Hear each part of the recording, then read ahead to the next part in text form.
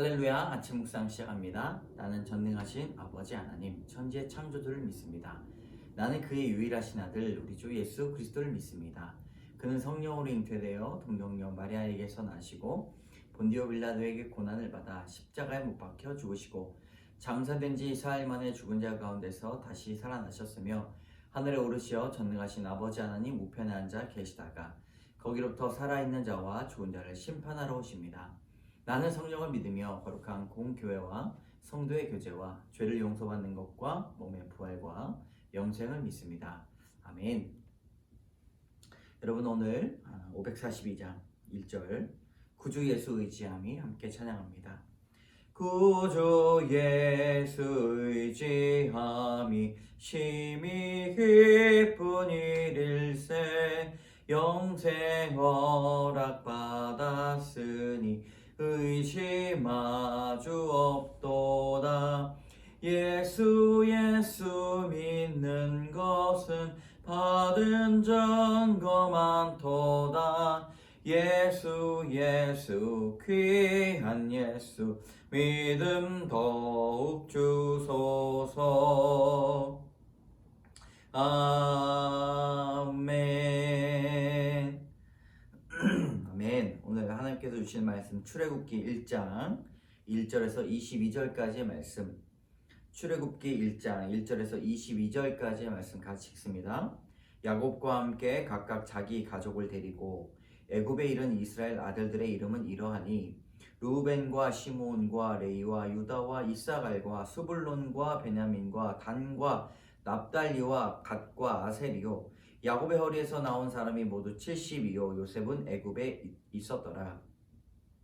요셉과 그의 모든 형제와 그 시대의 사람은 다 죽었고 이스라엘 자손은 생육하고 불어나 번성하고 매우 강하여 온 땅에 가득하게 되었더라. 요셉을 알지 못하는 새 왕이 일어나 애굽을 다스리더니 그가 그 백성에게 이르되 이 백성 이스라엘 자손이 우리보다 많고 강하도다. 자 우리가 그들에게 대하여 지혜롭게 하자. 두렵건대 그들이 더 많게 되면 전쟁이 일어날 때에 우리 대적과 합하여 우리와 싸우고 이 땅에서 나갈까 하노라 하고 감독들을 그들 위에 세우고 그들에게 무거운 짐을 지워 괴롭게 하여 그들에게 바로를 위하여 국고성 비돔과 람셋을 건축하게 아니라 그러나 학대를 받을수록 더욱 번성하여 퍼져나가니 애굽 사람이 이스라엘 자손으로 말미암아 근심하여 이스라엘 자손에게 일을 엄하게 시켜 어려운 노동으로 그들의 생활을 괴롭게 하니 곧 흙 이기기와 벽돌 굽기와 농사의 여러 가지 일이라. 그 시키는 일이 모두 엄하였더라. 애굽 왕이 히브리 산파 시푸라라 하는 사람과 부하라 하는 사람에게 말하여 이르되 너희는 히브리 여인을 위하여 해산을 도울 때에 그 자리를 살펴서 아들이거든 그를 죽이고 딸이거든 살려두라. 그러나 산파들이 하나님을 두려워하여 애굽 왕의 명령을 어기고 남자 아기들을 살린지라. 애굽 왕이 산파를 불러 그들에게 이르되 너희가 어찌하여 이같이 남자 아기들을 살렸느냐. 산파가 바로에게 대답하되 히브리 여인은 애굽 여인과 같이 아니하고 건장하여 산파가 그들에게 이르기 전에 해산하였더이다 하매 하나님이 그 산파들에게 은혜를 베푸시니 그 백성은 번성하고 매우 강해지니라. 그 산파들은 하나님을 경외하였으므로 하나님이 그들의 집안을 흥왕하게 하신지라. 그러므로 바로가 그의 모든 백성에게 명령하여 이르되 아들이 태어나거든 너희는 그를 나일강에 던지고 딸이거든 살려두라 하였더라. 아멘. 오늘 출애굽기 1장의 말씀입니다. 본문의 요약은 애굽으로 넘어온 이 야곱의 70명의 이 가족들과 함께 점점 하나님께서 7절의 말씀에 이스라엘 자손은 생육하고 불어나 번성하고 매우 강하여 온 땅에 가득하게 되었습니다. 그런데 이것을 바라본 요셉을 모르는 왕이 일어나서 히브리 민족을 핍박하고 심지어는 히브리 산파에게 그들이 아들이거든 죽이고 딸이거든 살려내라 라고 하면서 인국 산하 정책을 무지막지한 그런 것으로 명령을 하게 됩니다. 말씀을 통해서 여러분 오늘 하나님께서 주시는 말씀 그리고 적용의 말씀 줄 때 이 말씀이 꿀같이 흐르기를 원합니다. 저도 두 가지 질문을 한번 해봤는데요. 첫 번째는 왜 요셉을 알지 못하는 왕은 이 히브리 민족을 두려워했는가? 라고 그렇게 질문해 봤습니다. 하나님이 허락하시면 어느 장소에든지 이 믿음의 계보가 이어지게 되는 것이죠.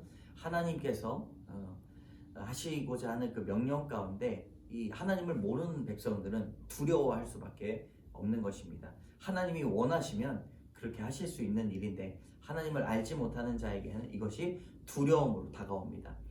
하나님을 안다라고 하더라도 하나님의 말씀이 없는 사람들은 하나님의 인도하심이 두렵게 느껴지게 되는 것이죠. 하나님의 이런 인도하심이 우리에게 두렵게 맺어지는가?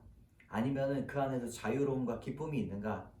하나님의 말씀이 내 안에 있는지 없는지가 바로 차이입니다. 저도 마찬가지죠. 하나님께서 이끄시는 이 목회 사역이 두렵게 느껴지면 하나님의 말씀이 내 안에 없는 것이죠. 저는 하나님께서 행하신 일에 대해서는 두려움이 없어야 됩니다. 그러나 하나님께 대하여 저 자신을 바라볼 때는 분명히 두렵고 경외하는 마음이 들어야겠죠. 요셉을 알지 못하는 왕은 이 왕성에 져가는 이스라엘 백성들을 두려워했습니다. 적용점은 하나님께서 이끄시는 부분을 나는 두려워하지 않는다. 하나님께서 행하시는 일이 내 인생에 벌어지고 있다는 것을 두려워하지 않고 믿는 것이 매우 중요하다는 것이죠. 저의 질문은 두 번째, 왜 산파는 명령을 어겼는가? 이 바로 왕의 애굽 왕의 명령이 있었죠. 하나님을 경외했습니다. 이들은 하나님을 경외하는 산파, 이 쉿브라 그리고 부아라는 사람은 명령이 떨어졌으면 명령을 지켜야 되는 것이 맞지만 하나님을 경외하는 사람으로서 하나님을 더 경외했기 때문에 이 명령을 어겼습니다. 우리가 무엇을 두려워해야 되는가? 세상의 명령, 부모의 명령, 그리고 자신이 해야 될 일보다 더 두려워해야 될 것은 하나님의 명령입니다. 하나님의 명령이 우선순위고 하나님의 말씀이 첫 번째입니다. 그것을 두려워하지 않고 하나님의 명령을 두려워하지 않고 사람의 명령을 두려워한다면 그럼 그것은 말씀의 마음에 없는 삶이죠. 어떤 사람은 귀신을 두려워합니다. 내 생각을 읽을 것 같고 내 마음을 읽을 것 같지만 여러분 아무리 명령한 바로의 명령, 애굽 왕의 명령도 이 산파 시브라라 그 다음 부하의 모든 그런 행동들을 살피지를 못하는 것이죠. 귀신은 우리의 생각과 마음을 다 알지 못합니다. 온전히 우리의 생각과 마음을 아시는 분은 하나님 한 분. 왜?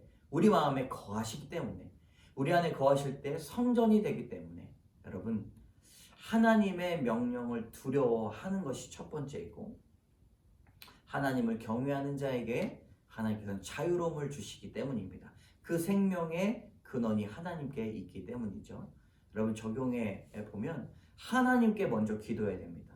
우리를 두렵게 하는 것들은 그건 정말 두려움의 근원이 아닙니다. 하나님께 기도할 때 우리에겐 자유가 오고 시브라와 이 부하처럼 정말 하나님의 일을 이끌어 갈 수 있는 아주 귀한 산파가 될 수 있다는 것이죠.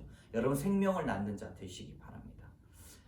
오늘 이렇게 제가 묵상한 거를 이제 해봤는데 여러분 저의 묵상은 여러분의 묵상과 또 다를 수가 있습니다.